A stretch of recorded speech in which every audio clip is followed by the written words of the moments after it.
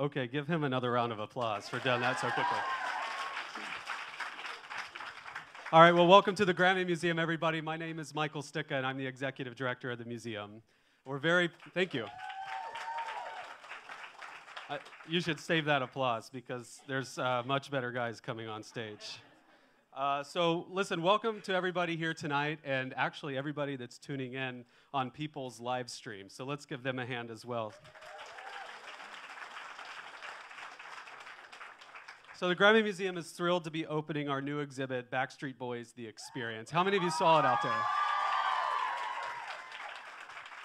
So it actually opens to the public on Wednesday, April 10th. So you saw it before everybody else. I think some of you even saw it maybe before or right after the band saw it. So it's amazing, and I want to give a shout out to our amazing curatorial team led by Nick Vega. So they did a fantastic job. Also, I want to thank our sponsor for underwriting the exhibit, Blue Shield of California. So they deserve a huge round of applause for doing this. You know, tonight was a benefit, and it actually benefits all of our museum education programs. So part of our mission here at the Grammy Museum is to, you know, fill the gap of music education. So we're very proud to do that, and we're very happy that the Backstreet Boys came tonight and you know, provided this experience for you so that we can pass this on to students throughout Los Angeles. So you all deserve a round of applause as well for doing that. And our host tonight, I want to thank him, Jojo Wright from Kiss FM Los Angeles. Yeah. We just met for the first time upstairs. He's fantastic, so this is going to be great. And he's the host of the National iHeartRadio Countdown Countdown. So how many have listened to that before? So let's thank JoJo for moderating tonight. Yeah.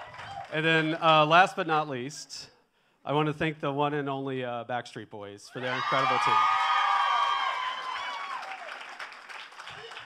They warned me about that.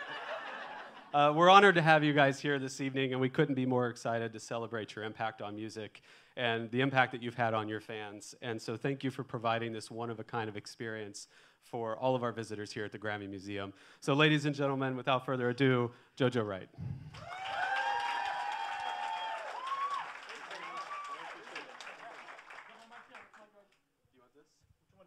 Is this my mic? I don't know. Let's do it. All right. I get to interview the Backstreet Boys again? Oh, man. Are you guys ready for some Backstreet Boys love tonight? This is so exciting. Let me put my notes down. I'm a big note freak. I carry my notes everywhere. These guys, when they sent me a couple of texts, said, hey, would you be interested in hosting this thing? It was a real honor. I've known the guys for so long, and you'll see some of these pics, like that one right there. That was from the Black and Blue Jet years ago. That's from the iHeart Theater. They just did that one probably like 6 months ago. We'll go through these pics in a couple of moments. But I've known these guys for so long. They're the best guys ever. Who you think they are is who they are. They're just wonderful guys, not to mention talented, successful. Let's just bring these guys up. Backstreet Boys. Boom!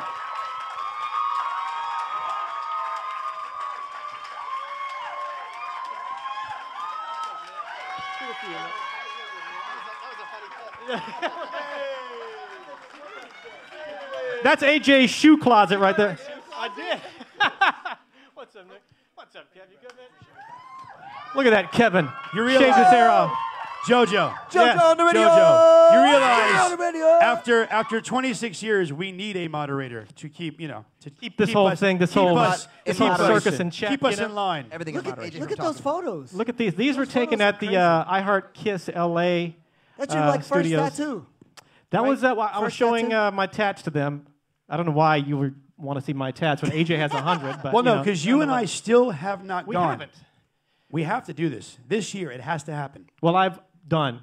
I just so happen to have a tattoo artist coming up on stage. I'm kidding. Wait. So hold on. Well, I thought the bet was that you were going to get AJ tattooed on you, and then you were going to get JoJo tattooed on you, right? Is that what it was supposed to be? But what's the bet, though? I don't know.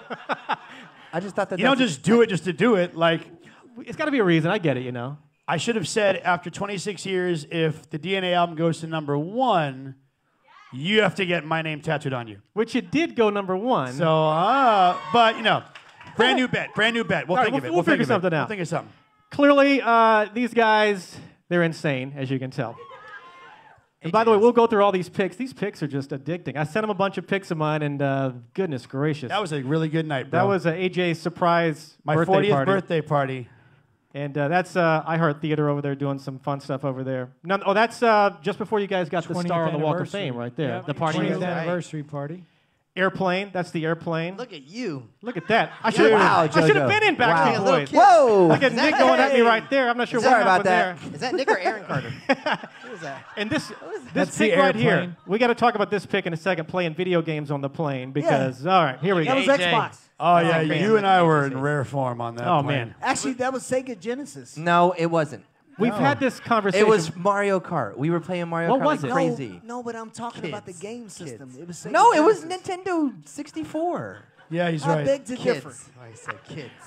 Are we having a debate? Yeah, before we taped the iHeart Countdown a couple of weeks back, Nick said, "What? I saw you post the pic, JoJo. What game system was it?" And after that was about a 30-minute conversation of, we don't know. It wasn't PlayStation. It wasn't a PS4. It wasn't a PS1. It was. I don't know what it was, but It was Nintendo 64. I'm pretty sure. Are you sure? Because we were playing Mario Kart on that plane. okay. It was We were Sega playing Mario Genesis. Well, Yeah.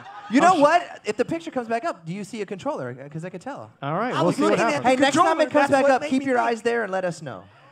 I'm sure this is That's what all you the time guys. we have for the interview. And that's all the time. end of the interview. Thank All right, you. great. Thank you. This is what We you guys solved the came to mystery. see. They came to see us argue about what video game controller it was. Hey guys, since the exhibit here kind of goes full circle with Backstreet Boys, I want to take this interview from a full circle perspective. So when I say, what is your Backstreet Boys' first memory, whether it be just an audition invite, whether it be your first performance at SeaWorld, I think it was. What's the first thing? I think my first memory had to be. We were doing an interview today, and it was meeting AJ for the first time at an audition where Lou was there, Donna Wright was there, and it was a call, and it was like a blue paper, I think it was. It was like a blue sheet, and it was the first time when I met AJ, and AJ was choreographing. It's kind of like He was not my a God, we're choreographer. back again. He was not a choreographer. I don't know how he got that title. He needed anyway, a but woman. Well, because I was the I was the original. 1992 is when I met Lou, so I was the OG original Backstreet Boy a year before. So, I helped. OG Bone. Thank you. Just makes me feel older. No, but I helped. Like when you came to the audition, you had to bring a song and some kind of a dance routine to show that you could dance. If you didn't have a dance routine prepared, I had like a little 8 count prepared. And that's what I showed put you, it on whatever me. that was. Did I do okay? I You don't did remember. great. He didn't need one. made He it. had his. You made it, buddy. I made it. I had 2 auditions. But it was funny First one AJ because wasn't at. we had a song that was chosen for it's a 64. I told you guys. Yes. Da-da-da-da. I told Past you. that now. Long story short, as it can be. I still think it's a. Oh my God, this is crazy. So did we answer that question? No, yet? because I'm not done yet. Hold Okay. on. So what I'm saying.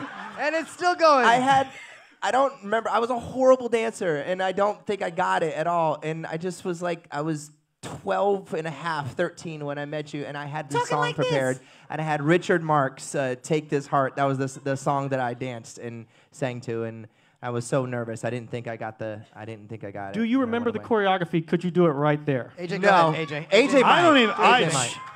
Go ahead, AJ. Show it. I don't even know where I was yesterday, let alone what I taught 27 years ago. No, I have no idea. It was something really cheeseball. He had a full dance routine prepared. Of course, Howie did. He was. Oh yes, he was did. legit. He was that's how pulling out like this move. Oh, Oh, he was. There's a video of it somewhere. There is. That's how we do it. You know how we're talking about? hey, was there ever another name Wait, besides this is how we do it? What Yeah. now? Yeah. Kevin? It was out before it was out. In my own head. Do you guys recall this at all, or was this just this thing? Do you guys recall this? No, because we didn't. No. So there wasn't there. There were 5 Backstreet Boys before Brian and I ever got involved, and 2 of the guys didn't work out, and so I replaced one guy because just through word of mouth, and a friend of a friend told me that there's a guy in Orlando that he's a very wealthy entrepreneur. He's got this record label he's starting, production company. We've got a singing group. They're looking to replace one guy. I think you would be perfect for it. And so I sent in my headshot resume, had a meeting with Lou at a pizzeria, and then he showed me photos of them and played their demos. And then I joined the group for a while, and there was another guy that was my same age. I was 21 at the time. He was 21. He's like, man, this one day home on the way home from rehearsal, Sam, we were Phoenix. His name's Phoenix Stone. Phoenix Stone. But we were on our way home from rehearsal. He's like, man, I don't think this group's gonna go anywhere. I'm quitting. He's like, I'm done. He's like, are you gonna, you wanna? He's like, I don't know, let's go to Nashville or something. He's like, I don't think this is going anywhere. I'm like, I want to stick around and give it a try. You imagine that so guy? we looked all over Orlando, all in Miami, and we even reached out to some folks in Nashville, and we couldn't find anybody to fill his spot. And then I was like, well, I got a cousin in Kentucky that can sing. We grew up singing together. The only thing is he's still in school. I don't know if his parents would be okay with him coming, leaving Kentucky. And They weren't. And coming.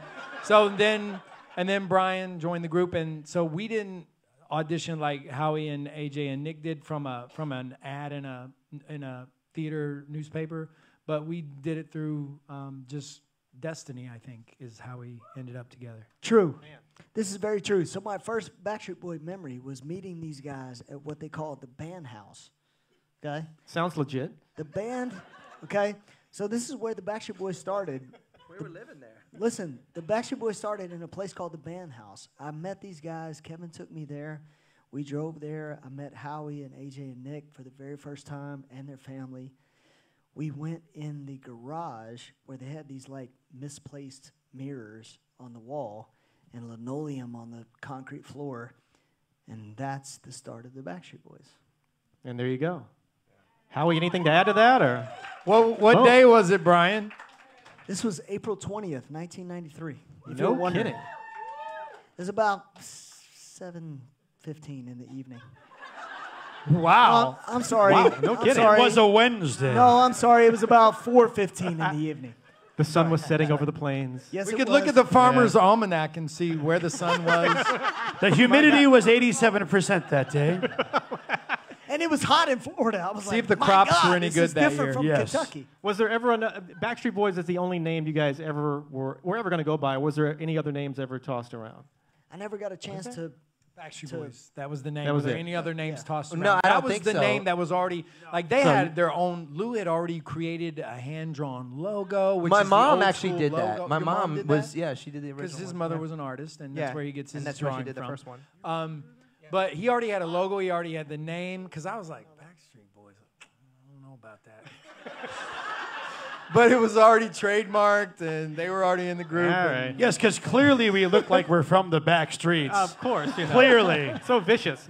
But it's actually a Never flea been in a market. fight in my life. And what have you guys Well, ever? except with me and Except Howie. with you I gotta and- be and honest. Nick. I gotta Yeah. come clean with What's this that, Backstreet Boy name thing. Okay. Okay. Well, We have said over the years that it was from the Backstreet Market.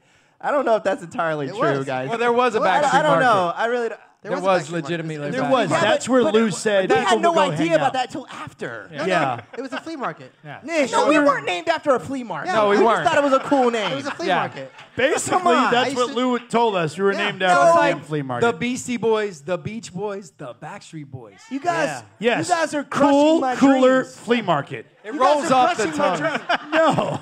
Yes. Cool, cooler every flea weekend. market. It You like doesn't vintage flow. clothing. I do, That's where but we not used to like shop. that. No, this look, is going straight to hell. It's going No, straight to hell. it was explained to us that the Backstreet be Market quiet. was a place on the weekends that kids would go hang out when it was closed and all Freaking- that kind no, of stuff. no. I was there every weekend. Were you? That's a Here's a story very nice you flea made market. up afterwards. Singing That's This Is what How I'm We Do It. Oh man. Stop saying that. How many of you guys knew that they were named after a flea market? Did you? All right, there's that. Hey, AJ, tell me was real me quick. Tell me real quick about the the Ryan Gosling story. How you? So I used to live in a apartment complex called Polo South. It was in Kissimmee, Florida, where I went to high school. And there was a racquetball court and a basketball court that was right in the center of the entire complex. And Britney Spears was living in there. Gosling was living in there because they were all doing the Mickey Mouse Club. So a lot of the actors were all living in there, being flown in from different places, wherever they were, born and raised. But I used to see Ryan on the basketball court like almost every afternoon, like religiously. We became friends, and I just kept talking to him about, so there's this group that I just joined, and it's going to be big. It's going to be like named after a flea market. You were talking to him about it, or you were bragging about it? No, well, I was excited. bragging. And I even let him see, because we had a poster. It was that original poster, which was not very flattering, of us with the tree, like the old color, that color picture. And Howie's leg was up legs here. up like above his ear. Kevin is wearing like a cut-off flannel shirt. I created boy band. I don't know how he got it up that high. So I had that can't get it picture up that up, high hanging anymore. up in my bedroom, and he saw it, and he's like, "No, man, this is never going to go anywhere. Don't hold your breath." Cut to 26 years later, he was wrong. All right. He was wrong. But so somehow it got misconstrued that he tried to get into the group and didn't. Because you said it in an Because interview. you said it. He never auditioned. I never said that. You elaborated. And they took what I said expounded and on the truth in an interview, and now it's legend. This is my point with the flea market crap. It is legend. I didn't do the flea market. That was Lou. That was Lou. I am not the flea market. Oh my God. So all you have to do is ask one question, and we'll just go. Yeah. Have you noticed My that? goodness. We'll just go. It's true. Hey, what was the first song you ever heard on the radio, and where were you at? All that. I was in Brian's car leaving rehearsal. This is not true, AJ. Yes, it was. Once again, You not true. heard it on the radio. Listen, listen. Let me back up, okay? It's partially true. Let me say it's partially true, okay? That was "We've Got It Going On," which was the very first song that came out. It reached 69 on the dance charts here In the US. America. In the U.S., it blew up in Germany. So Yep. we just considered ourselves Packed our like bags foreign and left. exchange students, and we left for Germany. So this guy, there's some truth. There was a song called "Got to Be There." Yes. And Okay, I'm gonna finish the story. don't elaborate. Got to Be There was a Michael Jackson and Jackson 5, correct? Yeah. Okay. Jackson 5. I'm just making sure that I'm telling the story correctly. So we were in a van outside of rehearsal hall in Kissimmee, Florida. Well, before you get into it. Don't elaborate. Before, Don't elaborate. Oh, he couldn't do it. No, because I want to go a little further back. Because we used to record. We were recording songs before we had a record label at Johnny's house in a closet. You remember? Yep. And that was one of the songs. Cover songs. That didn't sound too good. Got to be there. I'm just Got saying. to Like, you remember? We were is in the true. closet. This is true. We were recording in the closet. But he has more questions to ask, so I was trying to answer it really fast. Okay? So there's a song called "Got to Be There," which Nick was a little kid at the time, okay? So he slayed it. He killed "Got to Be There Before Puberty in the Morning." He killed it. So this guy calls in. It's a "Make It or Break It" on the radio station. Tampa And Bay this- Station. and this Was guy- it Bubba the Love Sponge? No. No, it's actually in Orlando. That's what I'm trying to tell you guys. It was in Orlando. We were done in with Orlando. rehearsals. Yes, we were finishing up. So there's this brand new group called Backstreet Boys. This is called "Got to Be There." Check it out. Make it or break it. Call in. Da da da da. That's when they You know did how that. to make it or right, break it JoJo? things happen, Yeah, right? I've done plenty of those. Back Yeah. in the day when Yeah, they you've did broken that, us a right? couple times, haven't you, JoJo? Oh yeah. So this Call now for all so that this fun guy stuff. calls in and he goes, "Man, can I just say, do you have a hammer?" Does anybody have a hammer? That's what That's he said. the first time we heard ourselves on the radio. So we thought we were a success. The first time you heard it was when the guy said, Yes. do you have a hammer? Do you have Yeah. a hammer? Man, Yes, that's not to shatter it. Ouch. Yeah.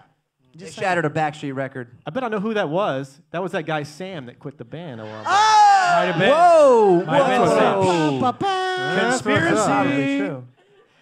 Oh my Who God. knows? Hey, another thing as we kind of inch forward in time here, I Want It That Way, everybody loves this song. Everybody. Even if you're not familiar with any pop song, you know this song. But I love the story. I don't know who wants to tell it. The original, because it's not the version we play is not the original version. Or no, Yeah, it is. You changed it. Yes. There is little two confusing, versions. but you were right. Yeah. There is two versions, yes. There's the original, which is the one that everyone knows and loves, the one that is still here, about to celebrate 20 years on the 12th. Tell me why. And then No, that's not the the record label felt that the song was a little bit confusing. It didn't make much sense, so they asked Max to go back in and rewrite some of the lyrics. No more lies. With who? Mutt, right? With Mutt Lange. With Mutt Lange. And it was subtle word changes, but it actually did make more sense. But it just didn't feel right. It just didn't have that original feeling. And what were the lyrics, Brian? No more lies. No goodbye. No goodbyes. It's like, stop changing all my favorite lyrics. But the best So version, we outvoted it. We didn't like it, and we kept the original. It's a and great. it became Clearly, you guys made the right choice. but the best version is actually Howard Stern's "Get KY." That is the best version. Yep. Of our song out there. How's that one go? Get KY. You haven't heard that one Weird yet? Al did one as well. I want it sideways. Get KY. And then that one finishes, which Backstreet Boy is gay? That's Wait, the best version. they're all gay. Yeah. 'Cause we're happy people. So Thank you, to Howard Stern. So no, Howard you, is Howard actually Stern. Howard's a true fan. So as a thank you, we brought him a big box of KY jelly to the interview was that my day idea. Oh, that's to say beautiful. thank you. With a Yes. bunch of signed Backstreet Okay, Boy next posters. question. Thanks. That is a beautiful thing. Let's slide right into the next Oh question. man. Oh. Oh, hey, hey. There you go. Oh. Yeah. Security. Oh my God. Security. Where's security? There are my children here. Oh God. Your kids left. They're on their home. My daughter's gonna be like, "What did you? What?" I'm like, she's over there. I'm like, "Oh God." Hey, before I want to get to the whole jet thing. By the way, that's my daughter with AJ in his shoe closet right there. So go figure. But before I get to the jet, because I basically, I think maybe I met you a couple of times before the jet experience, but the jet is where I really got to know you guys. But you brought up Lou a couple of times, and of course the Boy Band Con movie is out right now. Were you out of Lou's contract before the jet or after the jet? We were out of it. We're out of it already, yeah. Thank God, right? Because I hear that thing was not pretty. That's why what we wrote Black and Blue, or we titled the album after Black and Blue, really was about Lou. About breaking free. Breaking free, yeah. And was he really written in as the sixth member in a way on the contract? Yep. Yeah. Yes. So Yes. when we've been asked about this a lot, especially lately because show. the other documentary came, the what's it called? Boy Band The Con. came out, which I've seen and it's really good. Lance did a great job with that, and AJ volunteered from our group to speak kind of on our behalf in that film. But a little plug here: we have our own documentary called "Show 'Em What You're Made Of," which you can see on Apple Music and.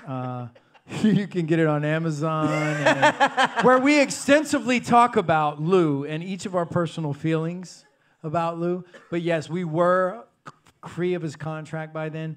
But just a quick synopsis of it. We ended up, the reason we separated from him was because we found out, and Brian was a catalyst in this, that he was breaching his fiduciary duty as a manager. He was our manager. Then at the same time, he owned a production company that we were signed to. So he was getting a management commission. We were recouping him all of his production expenses and costs. He was also a 1/6 member of the Backstreet Boys, so he made 1/6 of everything we made. Plus, he got a 4-point override from the record label. That's 4% on every album that we sold. And I'm missing one. Well, when you add it all up, Kevin, he was taking 78% of our income. Oh, and he also owned the name. So, yeah, so he's taking... just do the math. So he was just basically being very greedy, right? And when the curtain was pulled back, he was like a father figure to all of us. When the curtain was pulled back and we saw, it hurt our feelings, it broke our hearts. It was a rude awakening to, okay, this is a music business, and we better get our ducks in a row. And so we all rallied together. Ironically, we were just finally breaking in the United States. Around 96, 97 is when this legal battle started happening. And we were on a promotional tour, and we were touring at the same time, and he had threatened to do a cease and desist because he owned the name. So he's like, I'll take the name away from you because I own it. He locked all of our equipment up, our touring equipment, our guitars, our keyboards, our bands, our drums, all of our lighting rigs, our whole set for our tour. He locked it in a warehouse and said, I will keep this because technically I own it. So it was a tumultuous time in our lives, and we all bonded together and said, are we going to do this? Are we going to fight this? Are we going to make this happen? We're going to stand up. And we did, but we ended up reaching a settlement out of court because if we would have gone to court, it could have taken 2 years to 3, who knows how long, and that would have we may not have broken in the United States. We're just starting to break, so we didn't want to take the risk of being in court for 3 years, so we settled with him out of court. And so then we did the Millennium album. A part of the settlement was that he was going to continue to make some money.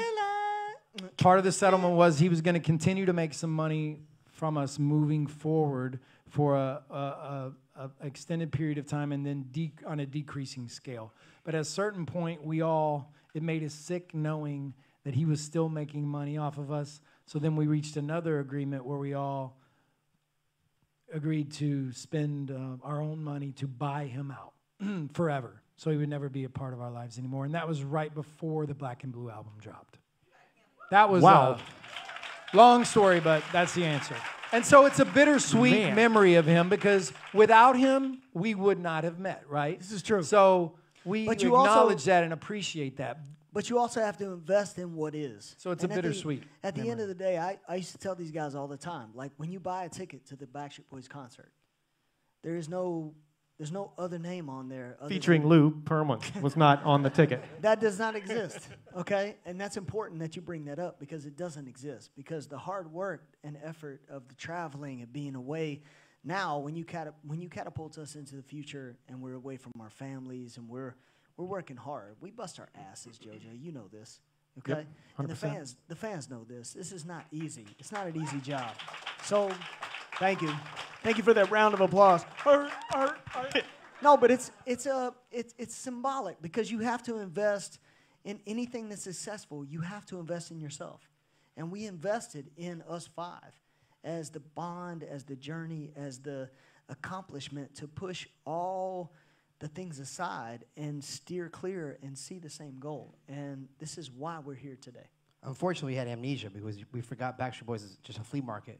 We should have just given the name back and just started a new name. I was trying to be so perfect. So that put the button on it. Thanks, Howie. You're good at that. Oh, man, Howie, because that's how you do it. I know. That's how you do it. That's how he does it. That's how you do it.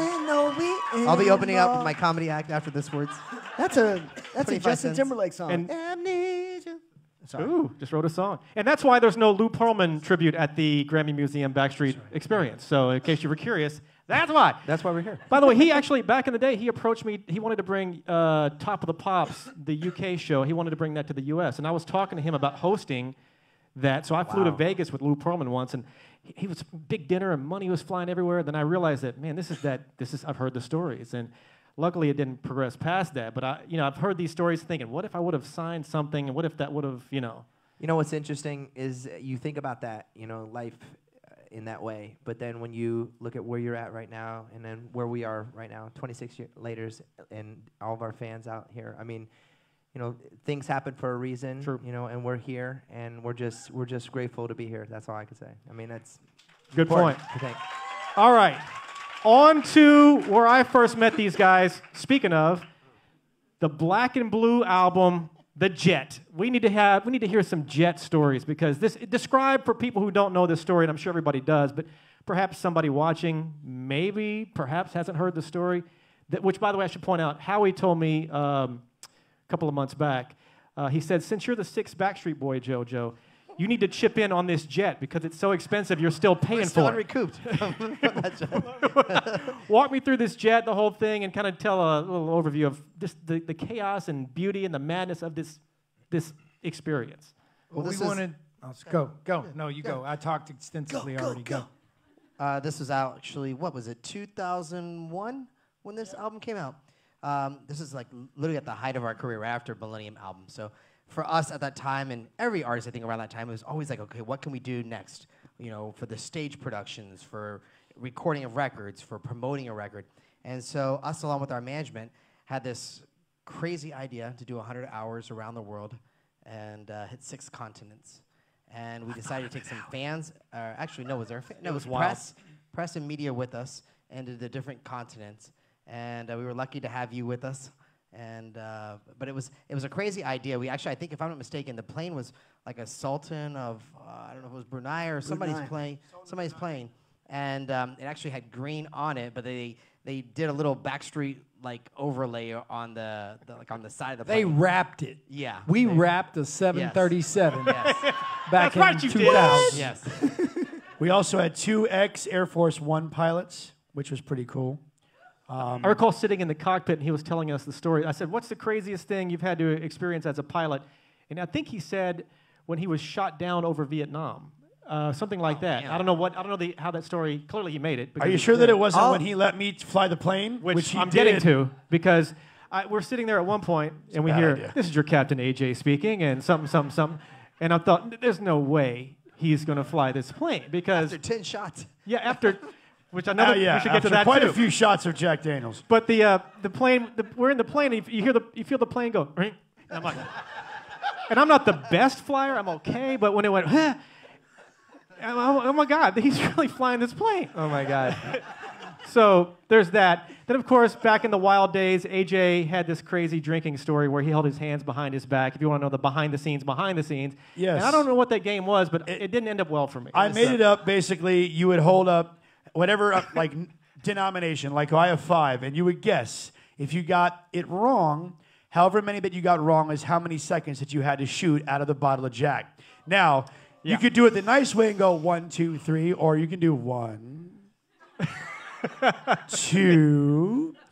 Needless to say, within like 15 minutes, JoJo and I were about 5 sheets to the wind. I just 30,000 feet up. Flying on a plane, we're swaying anyway. This is what I remember about the plane. I remember there being the biggest bed in the back. I mean, this thing was huge. No, it was one bed, and I think we were like kind of like sharing and stuff. We were all sleeping next to each other. But I remember all 5 of us. There's a photo of you 4 in there asleep, were. and I took the picture. We were, but we were so into this like this plane trip. I was like trying to make it like every time we would land. We landed in Africa. I was playing Toto's Africa as we were coming in. I put the music on. Then we took off. And Australia, then you played Men I at was Work? like land down under. I was coming down with the friggin'. It's true. And every time we would land, I would play a different theme song. I do have to say, I kind of feel bad looking back because we had these amazing like gourmet chefs that could make like amazing food, and yet there'd be one table that would have like steaks and fish and really nice salads, and then the other side was just McDonald's cheeseburgers laid out, double cheeseburgers, chicken nuggets, whatever. That was clearly my table. We were really jet lagged. That was a great time. At the end of the whole thing, I recall, when you if you take a cruise or whatever, and when you get back on ground, you feel like you're swaying a bit. Oh yeah. But I think I bumped into Howie, and you could. It was more than a feeling. You could see me swaying, and I was like, "Dude, are you having the same?" He's like, "Yeah." Oh yeah. It was strange. Jet lag for a week after. Because on that whole trip, we were in the air more than we were on the ground for the whole trip around the world. True. But it was really cool that, an idea that the 5 of us had with our management, we took it to the record label. They thought it was crazy, but we did something that had never been done before. And it was a great way to promote our album, which Millennium was the first album that was released at the same time all over the world, wasn't it? Or was it Black and Blue? It was Millennium. Okay. But finally we could release albums at the same time all around the world. And that was a heck of a way to do it. We began the journey in Stockholm, Sweden with the MTV Europe Music Awards. And then after that, we went to Tokyo, I believe. Yep. And then from Tokyo to Perth. Perth to Cape Town? To Cape no, Town. or Rio. No, Cape Town. Tokyo. Cape Town. Tokyo, listen, Stockholm, Sweden. I got it. Stockholm, Sweden to Tokyo. Tokyo to Perth. No. You We went went to Bondi Beach. We were in Sydney. You went to Sydney first and Yes. refueled in Perth. Yes, Were you there? Jojo, take it. You got Yeah, that. take it from here. You're the first Backstreet Boy. You're allowed to JoJo talk. probably remembers Take it from here. You know what? You know what's amazing about this is that we would pick up local radio and DJs take them to the next and take country. them to the next city, and then like check their butts commercial back. right? So they were like, wow, this is amazing. There was like, if everyone's boarding, please board. You know, then you're like checking your stuff. He got to ride the whole way. It was a blast though. All the way back to New York It was City. crazy. I recall, like normally in the planes they say, put your tray tables up and this and that. Man, we were in like one wheel on and one wheel off, and everybody was like, it was madness. Oh, It's like we were like somersaults. like, One we're time we playing took off games with and my- I just stood up and I was like this. Nick and somersaults down the aisleway. I was. Oh, we dude. weren't even strapped in, man. What's up? oh man. Oh, those were the Seatbelt? good old What's days, you seatbelt? know. We're still paying for that plane right I now. bet we still are. I'll get you a check out, yeah. We had Hey, to refinance our homes recently just to pay the recoupment on that. to wrap the whole plane up, Black and Blue, man, it was worth it. That album was something else, was it not? Thank you. What I guess any final comments on Black and Blue before I move on to other chaos? Because show me the meaning. Oh man, Can I say something real fast? Sure, go for it. And I'll keep it statistics because I'm a numbers guy. Okay, so we came out with Millennium. It was 1.1229 million copies the first week.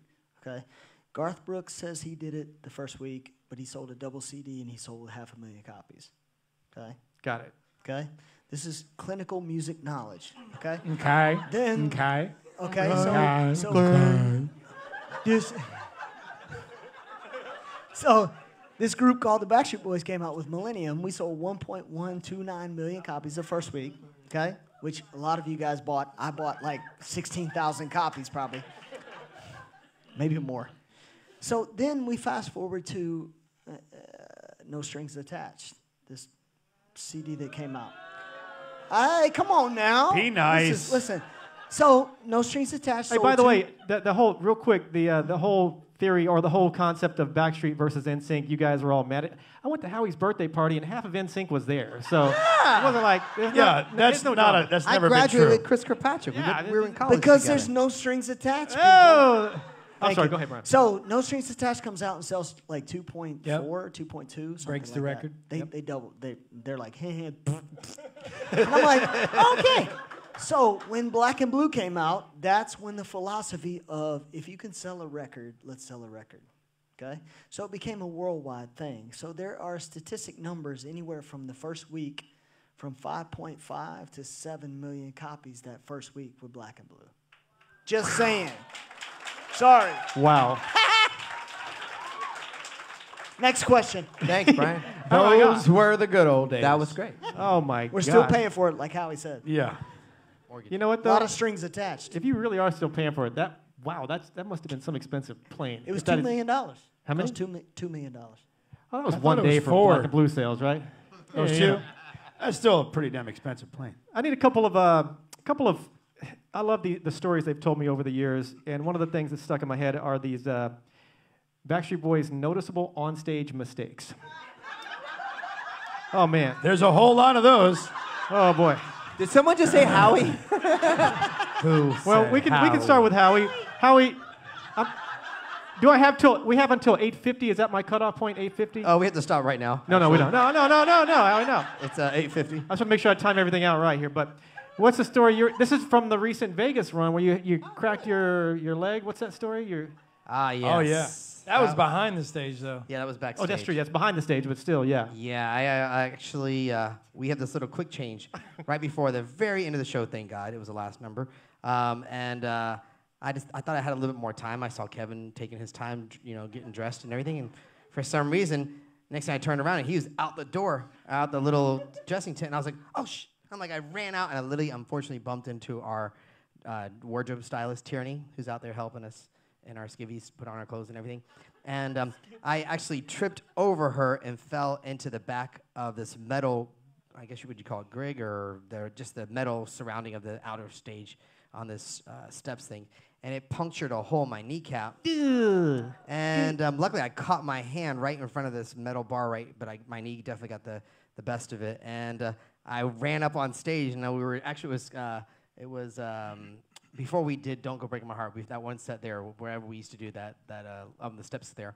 I ran up, literally, to say a long story short, I remember just doing I Want It That Way as we're closer to the edge of everybody, and I'm like, blood is just dripping off my finger and my leg and stuff like that, and I remember girls going, ah! It's like, I'm trying to sing to them, Baby, don't More go. scared of me. I didn't. He said, Yeah. I got mixed emotions. But you have to understand is Howie, like, and you look over at him and his eyes are glassy and glossy, and he's not even looking at you. He's like, Looking he's through looking you. right through you, and you're like, whoa, something's really wrong. Pure adrenaline. Pure Oh adrenaline. my gosh!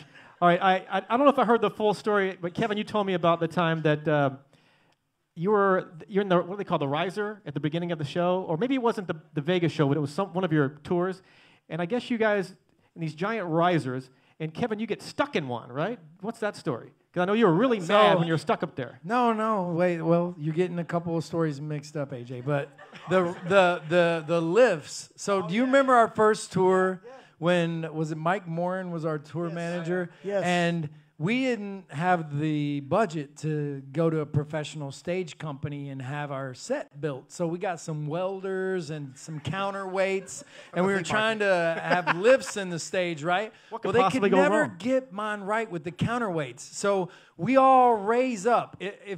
So the concert in Orlando where there's a lot of silver in the trussing and there's a silver BSB on the stage, there's a DVD or VHS of it.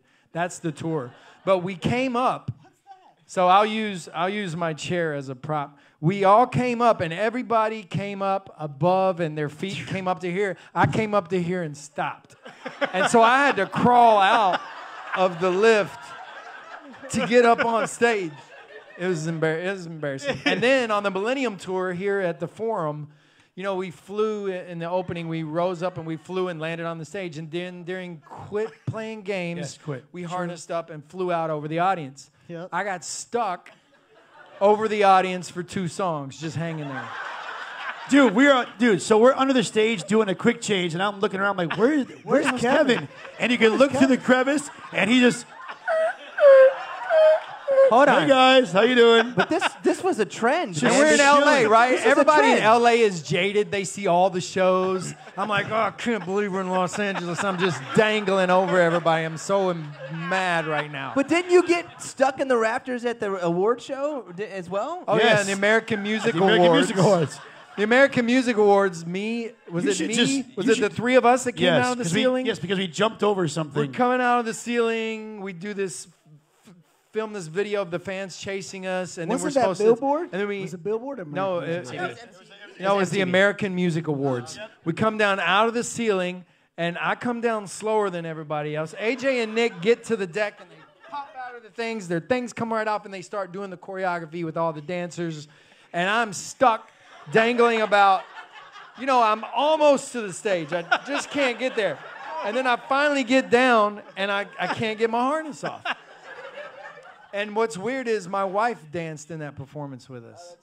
But I got to my mark late, and He was a little pissed. I was so mad. Just a little. Why do I love that so much? television. Well, just really quickly, another story about Kevin. The funny thing is, God. well, but this happened to all of us, which is kind of consistent. So the Vegas residency, I don't know if you guys have seen the Vegas residency.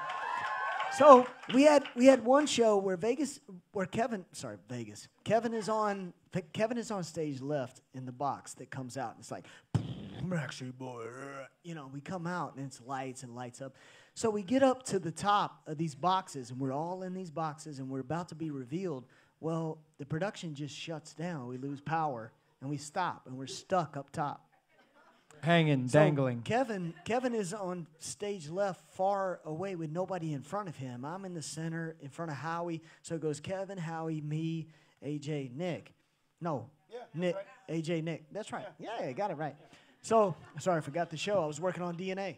So Kevin is the only one that can see just like the side of the stage. So he can't see anybody behind him. So he thinks he's the only one. And you'd had enough at this point. You're Oh, like, yeah. He was. I wish we could have seen his face. He was just like, Well, and our production manager, I can see our production manager in the wings, and I'm like,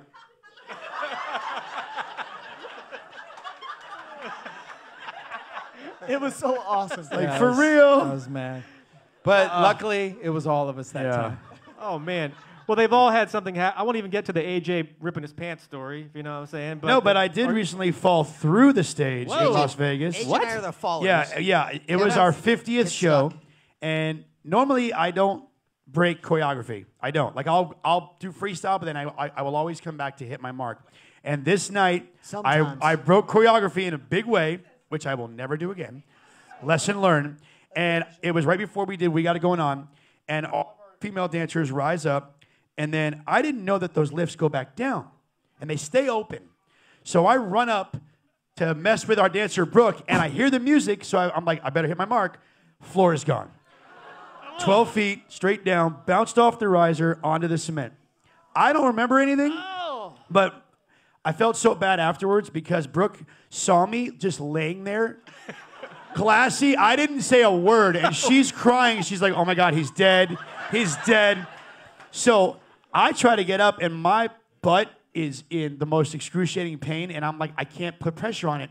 Meanwhile, I can hear Nick going, where's AJ? I'm like, dude, sing my part. Yeah, we're out there on the stage, and Nick we're like, had to sing my rap. and Nick AJ's sings my verse part. is coming up. We're I like, had no idea where he went. He just disappeared. It's moments like this that I will forever appreciate being in a group because God forbid one of us goes down, we got 4 guys to back us up, and we can all do it. We all know each other's parts, harmonies, lyrics. So yeah, Wow. I still got something floating around here. I don't know what it is, Oh my God. but man, yeah, he's got a bone chip in his hip. yeah, it's definitely not. It's called not a slip fun. disc. It's not fun. I guess it was worth it because, to my understanding, it was the fastest Vegas selling residency ever. So, That's what we were told. Yes. oh man. How much time are we going once again till 8:50? Is that my time? Yeah, I want to. yeah. Okay, good. All right, We've so got so I'm gonna, many more I'm minutes. stopping It's at 8:33. There we go. Okay. Sorry about that. Hey, man, how did you meet your wives? Your wives, they're the lucky ones clearly because how they got stuck with you knuckleheads, I don't know. But how does one go about meeting and marrying a Backstreet Boy? Wow, nobody wants to. I'll go first. I met my wife. We've been together now for 10 years, married for 7. Yeah. She definitely deserves that with me. No, like, so she was a bartender waitress at, if anyone that lives here locally knows a place called Saddle Ranch. Really good food, by the way. And so I asked her out. I went in one day with a couple of my friends. I asked her out. She said, okay, we'll do dinner and a movie. She claims she did not know who I was. Apparently, she was more of an NSYNC fan. Oh. She liked them better. She liked them better as dancers, she said, not as singers. Then, once she found out who I was, when we spoke on the phone later that day, I said, okay, you know what? I had a long night in the studio. How about we just do dinner and you can just come by my house and we can watch, like, a movie, whatever. Honest to God, I just wanted to watch a movie. She made up some cockamamie story, ended up dissing me. She never showed up. Cut to about a year later. I see her again. I ask her out again. I'm like, remember last time I asked you out? This whole thing just kind of fell apart, and I ended up dating some crazy person in between. So, yeah, I did. So I asked her out again, and she said, okay. And literally, March 22nd, 2009 was our very first date. It was the best, worst first date ever. We went to a Mexican restaurant called Camacho's, where the mariachi band can play the entire evening. So it was like, what's your favorite food? I'll take care of the bill, thank you. And then we went and saw this atrocious horror movie, which was insanely graphic. But I walked her back to her car, gave her a kiss on the cheek, and something just happened. I don't know. It just felt different. And for months, we just dated, and we just had fun. Never went to that next level. And I'm like, oh my God, did I lose my flair? Did I lose my what's going on with me? And then I talked to my mom, and she's like, no, honey, that's love. And I was like, oh, really? So sure enough, she was right. And now because of that, I have 2 beautiful girls and the most amazing wife in the world. How about that? Amazing. Who wants to jump in? Give me some here, guys. Why do you have to hog the whole question? You hear how long that was? I was just explaining. Question for each of us, which we got enough time to You got answer plenty this of time. question. Go for it, Kev. Oh, you go, man. I'll go. Nick's like, give me that She's like, mic. let's get it over with. I go. I'll make it a long story short. Shorter. For real? I actually, my sister Angel before I met my wife, about a couple years before I met her, she was friends with my wife Lauren at the time, and she kept telling me, I really want you to meet this girl. Like, I really think that she's like perfect for you. She plays video games. She loves rock music, you know, and all this stuff. And we just kind of like never met each other. And then one time I moved back to L.A. from Franklin, from Nashville, and my brother was with me, and he's like, hey, I got this girl I want to hang out with, and she's got a friend that wants to come over too. And just do me a favor, just be my wingman, okay? Just be my wingman, okay? And I'm like, all right. And then so he brings this girl over, and we hang out for a little bit, and then I meet my at the time Lauren, who's now my wife, and I just remember just like being like wanting to put my arm around her and just wanting to be really, really close to her. And we sat there and we were like watching movies. We watched the movie Big for the first time. We were watching it together, and we went out on my balcony at the time, and I looked up in the sky, and I saw, like, we were just looking at each other, and I saw these like shooting stars go in the sky, and I looked at her, and then we both looked at each other, and I'm like, this is it. This is like, I think this. And then I never wanted to leave her side ever since that moment, and I was in love with her ever since. Wow. And now. She is like everything to me, and I have a beautiful baby boy who's about to turn 3 April 19th, so I'm so in love still to this day. Nice. Anybody else want to jump in? By the way, when are we going to get a Backstreet Boys Offspring supergroup? Is that ever gonna? Because you got a superstar in the making here. He's going solo. He's solo. Man, no doubt. Me and Brian were talking about his son. You guys want to jump in on that, or should I just move on to another one? I want you to talk about your love there, Kev. I went on the first date with my wife a year before I went on my first date with these guys. Oh, nice. So I've 27 years, my wife and I. She's seen all the ups and downs. She's seen everything. Seen it all. Yeah, so... yeah, it's a long, amazing, beautiful story. We worked together at Disney in Orlando, Florida. She was a dancer in like Beauty and the Beast. Everybody knows this. I was a Ninja Turtle. You still are. Is that the story? I bumped into Kevin and his family on the jet coming back from Vegas at one time, and you were telling me and my wife and my daughter Sophie about the story where you were in some outfit, whatever it was, maybe it was a Ninja Turtle outfit. And this kid kept bugging you. What's that story, real quick? I was Leonardo at Disney MGM Studios in Orlando. We'd come out and we'd do a little martial arts dance show, and then we'd sign autographs and take pictures for a half an hour. Those were my first meet and greets. And so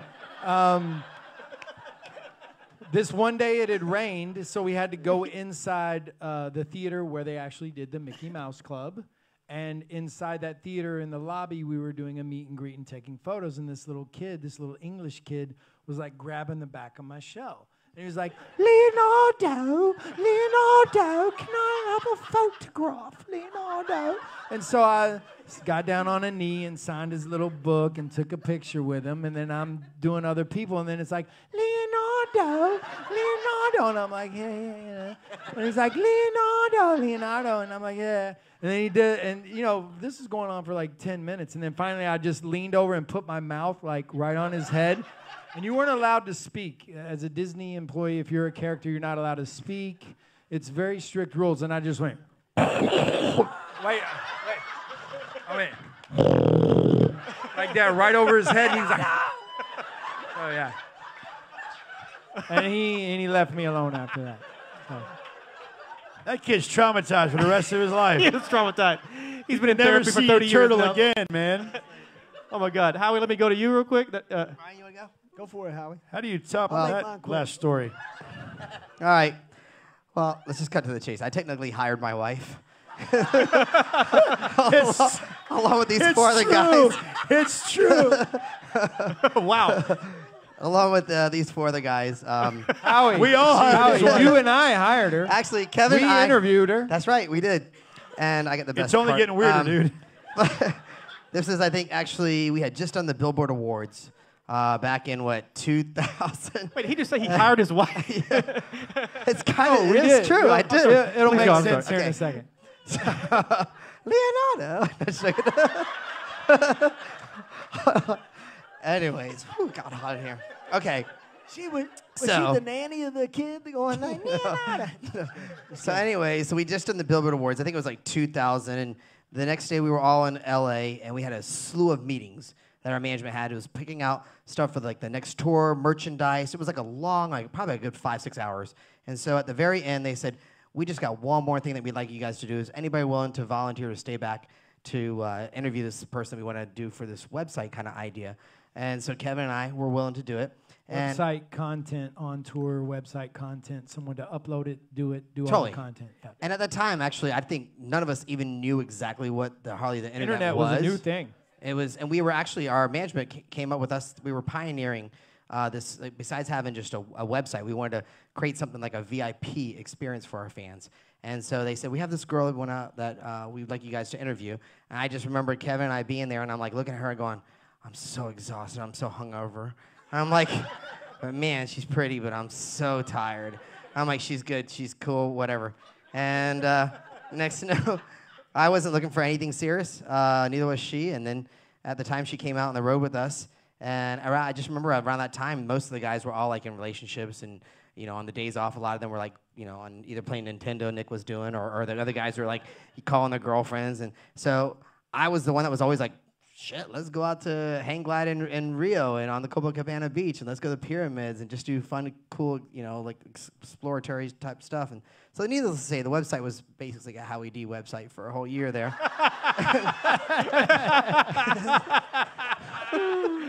He was the only one doing content.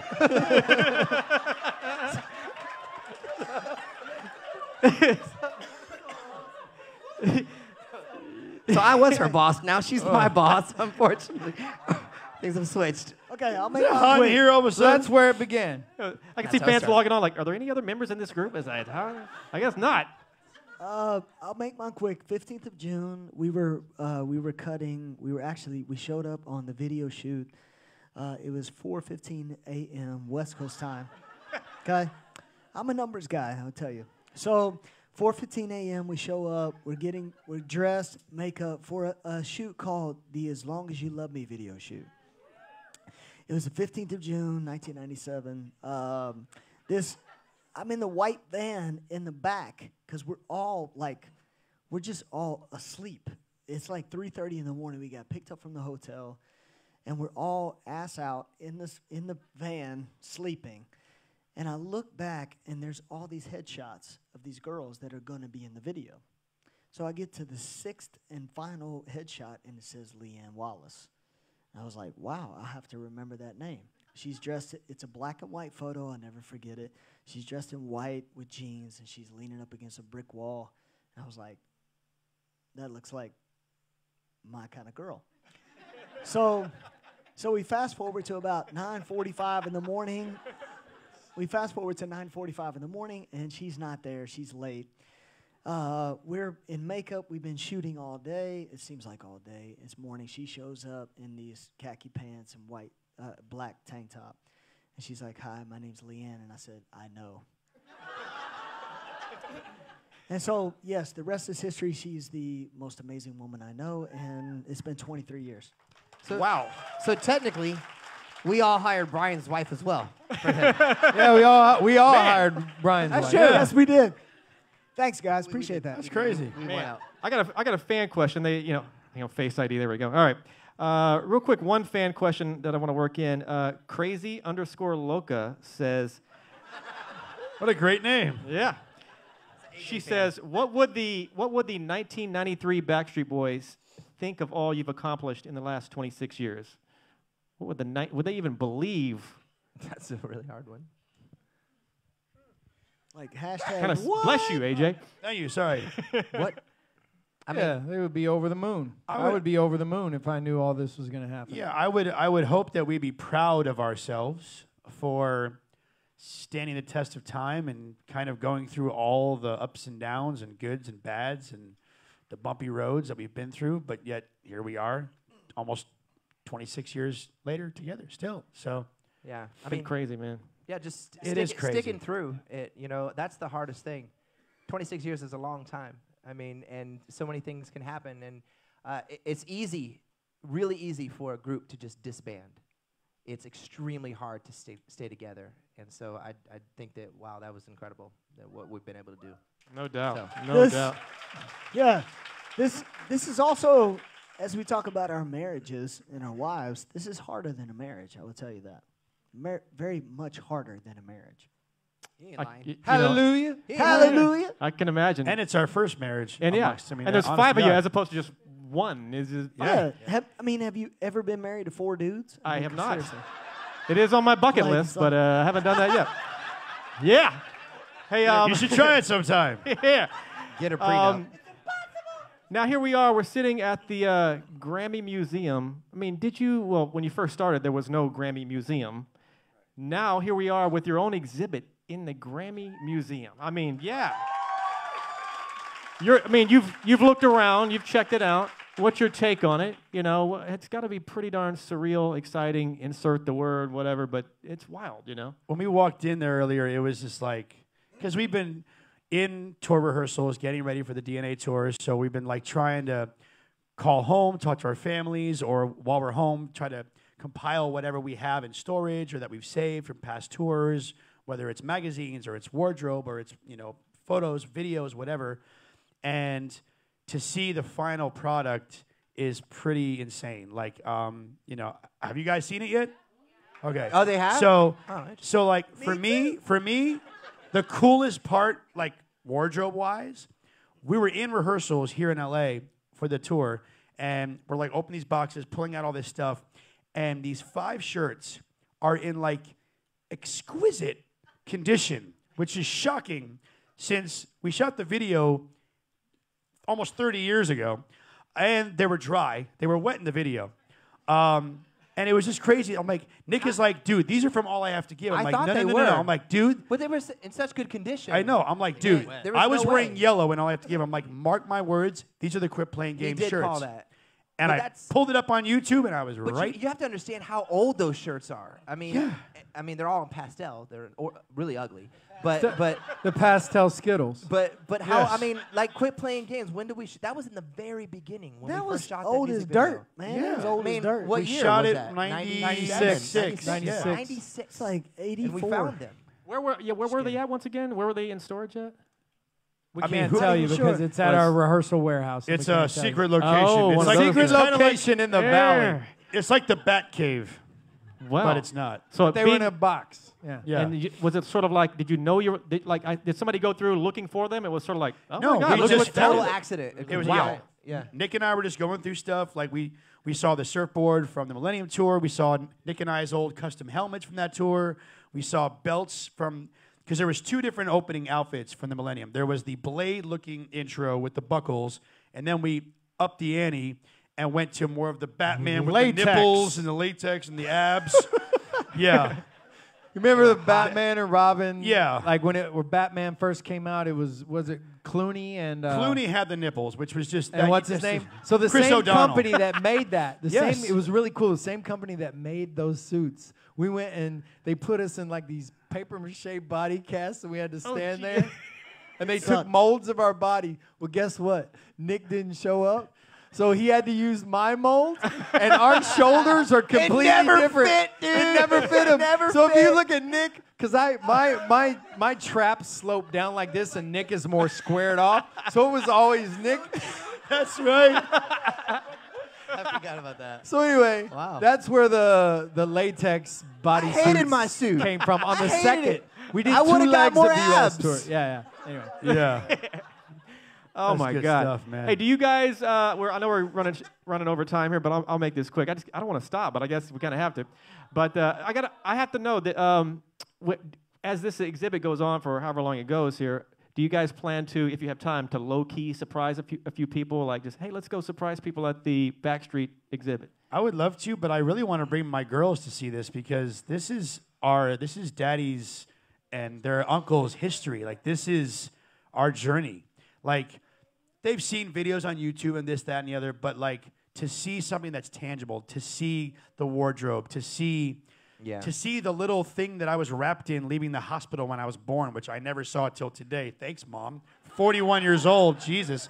But like, you know, to like show Brian's high school diploma, his college, like all these cool things, man, that's like, this is what Daddy does. That'd be so cool to show my kids. And you need to get back on your daughter's good side, right? Because yes, I do. Because I was telling JoJo earlier, since Daddy and Ava's and Lyric's uncles have been very, very busy lately, about 4 or 5 days ago, my wife sent me a text from Ava to tell Daddy to stop being a Backstreet Boy and just be my dad. She's 6. I mean, come on. That's some That hurts. guilt right there. It's still there. she loves you. I know. And when you bring her here, she'll be like, "Oh, that's my dad." That's my dad. But my it's pop. I just want to say that it's an honor for us to have this exhibit here, and we want to thank the Grammy Museum Thank you, for, Grammy. for Absolutely. this Thank you. honor, and all the curators and our management, everybody in our team that helped Thank you helped guys us at CrowdSurf. Thank you guys. track all this stuff down and put it together. Thank you guys so much. We hope you all have enjoyed looking at it, and yeah. Thank you for being here, because you truly have grown up with us as well. So thank you. Thank you, guys. Your family, Thank you very Jojo. much. For Love it. JoJo. JoJo N. Oh Listen, man, it's my honor to be a. Can I just say something real fast? Yes, sir. You know, there's, you know, when we started this journey 26 years ago, we had hoped to be a success. Okay, there's a young lady named Taylor Swift who has a same thing, Grammy exhibit, and it's been traveling the world for about 2.5 years now. So we would like to take our fans on a journey. So hopefully, maybe it won't end in September this year. Maybe it would continue on to the world, because I think the world needs to see it. I would agree. I'm sure they got, a few yeah. secret plans. A little this, little that. Man, it's been a lot of fun with you guys, and I guess my final question, we'll keep it kind of short because I'm already 3 minutes over. Bad JoJo. But what's next for Backstreet Boys? This is not the end. This is the beginning in a lot of ways. Yeah. Well, I World mean, tour. We We're have doing Kimmel tomorrow we have night. Kimmel. Then we go to Vegas. We go to Vegas to put the button on Put the our cap on it. amazing Vegas residency, and then what happens? Well, Nick? we're actually going to be working on a Christmas album this year. Finally. Really? Yes. We've that's never very done a important. Christmas album. Have We've you had not? a song or two, but we've never done a Christmas album. We're going to do a full-length studio Christmas album, some classics and some originals. We're working on that while we're out on the DNA World Tour, which starts in May in Portugal. Your passports. When I was doing the plane thing back in the day, I had to get a passport. Like, hey, JoJo, you need a passport for this flight. I'm like, oh my God! So I ran to get a passport. My passport's all a little skinny thing, one stamp in it. They go to whip out their passports. It looks like a phone book. I go, poof. I'm like, oh my God, that's what it's like being a Backstreet Boy, no doubt. These guys are the best dudes ever. What you see is what you get. So happy for these guys. Honored to be here. Thank you, Grammy Museum. The Thank you. Backstreet Boys. Thank you. Thank you, JoJo. Thank you, JoJo. Thank you. How many you. fingers am I holding up? Thank all of you for coming out today. We really appreciate it. It means a lot to us. Thank you.